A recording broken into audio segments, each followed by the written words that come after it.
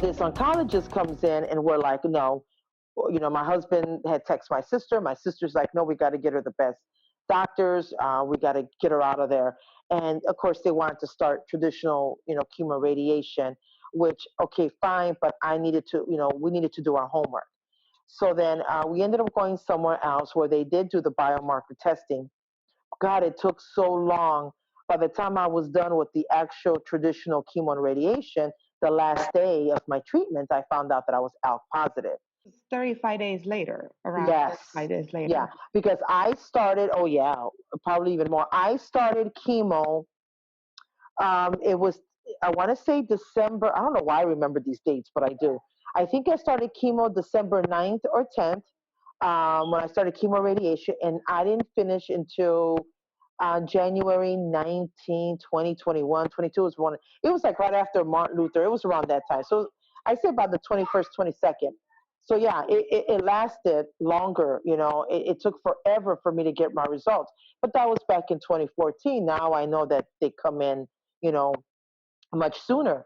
But it was just, it, if we would have known back then, I could have started targeted therapy. I could have avoided the chemo and the radiation and all that stuff. So I went straight into radiation and chemo. After that, we left where I was at, and then my sister did take me to the Mayo Clinic, and then that's where they told me, you have one of the best doctors in your backyard. So my sister had made the appointment. They had already prescribed me Chris. Oh God, what is it? Zalcori, crisatinib. So they had already prescribed it for me there at the Mayo Clinic. But then when they told me that I had a really good, one of the best, doctors in my backyard, which is Dr. Salgia, my sister got up and made the appointment.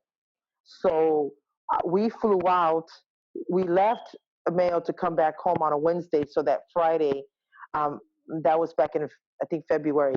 And Friday, I was already at the University of Chicago, and then that's where basically my journey began with targeted therapy. And then I did start, the Zalcori, the crisatinib. I mean, when I went back for another bronchoscopy, there was nothing. It was gone. My lung was nice and round. They were able to put the scope all the way down. It worked. It did the job, and I was on it. I think only like for 3 months, if that. And then after that, I went back for another CT scan, and they saw a small spot on my liver. And so they did a PET scan, some more testing just to confirm. So then from there, they wanted to put me on clinical trial, and I forgot which one it was. I couldn't because I had radiation pneumonitis, and it would have put me in respiratory distress. Mm-hmm. So then from there, they switched me to ceritinib, which is Acadia. And believe it or not, I've been on that pills for over 4 years with no reoccurrence, with no progression, nothing. So I started taking ceritinib in July of 2015, and to this day, I'm still on it. But now there's been a change. So I I don't know what's going to happen when I go back next month to see my team. But last week, when I went for my 3 month checkup, my MRI didn't come back the way I wanted to. My CAT scan did, but when they told me you go, Juanita, got some not so good news. After 4 years being on this, thinking that I was untouchable, because I would walk around and say I'm untouchable. Cancer's never going to come back. Cancer's never going to come back. To telling me last week that they saw 2 very small spots in my brain, so I have them on each side. I'm sorry, Juanita. Oh, thank you. I'm a strong woman. I know I'm going to get through this. God already gave me a word. He already gave me a message, but I'm still human, so it's still hard. I'm still processing it. I'm still sad. I cry, here, then I'm okay, and then I cry again. But so the next plan is I go back in 6 weeks. So I go for an MRI right after New Year, and then a couple of days later I go see the team again.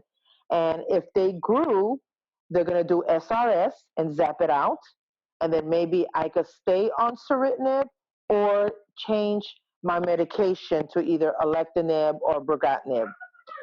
So right now, that is the plan. But that is my story from beginning to now. I wish my story was where I'm still on Ceritinib and I'm still clear in that, but unfortunately, that's not how it works with lung cancer. So I don't know if it's progression, if it's reoccurrence. I was never told if I was really Ned, but yet I was. So I always said that I was Ned.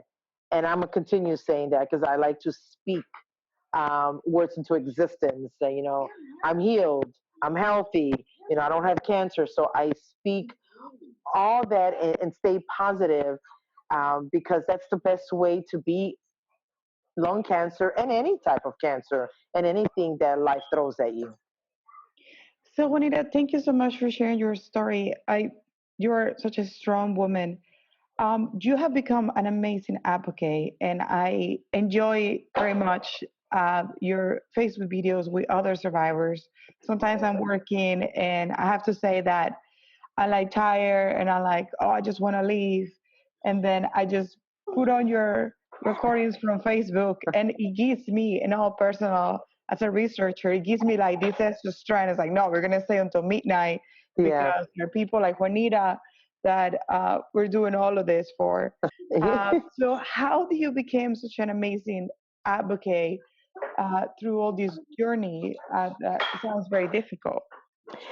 So when the day I was diagnosed, I made three promises to myself, and I knew that you know God picked the perfect person to be an advocate, to be that voice because of my character, because of my strong will, because of the feistiness in me. So there's three promises I made when I was diagnosed. The first one was to serve God, because if I wanted to live, I needed to serve Him. I needed to grow.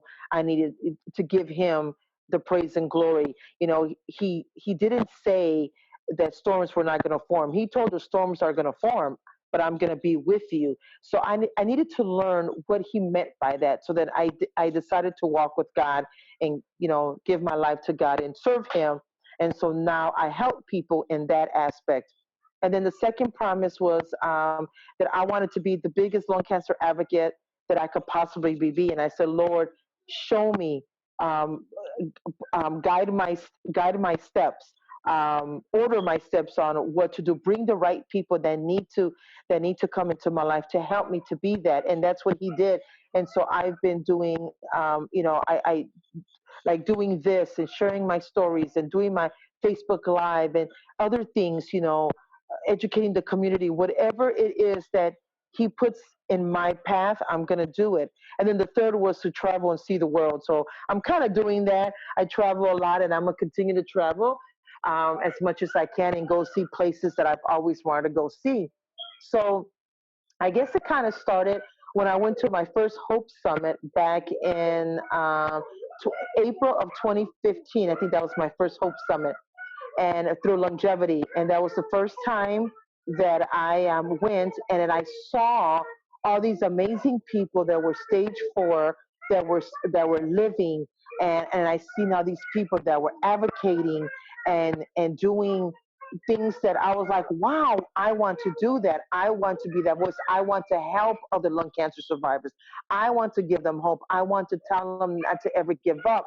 So then, just little by little, I just started doing things. And then they had asked me to be on Dr. Phil back in 2016. So that was like kind of my first one. So I was on the national TV on Dr. Phil, all dialed up and sharing my story. Even though it was short, it was still, it made an impact.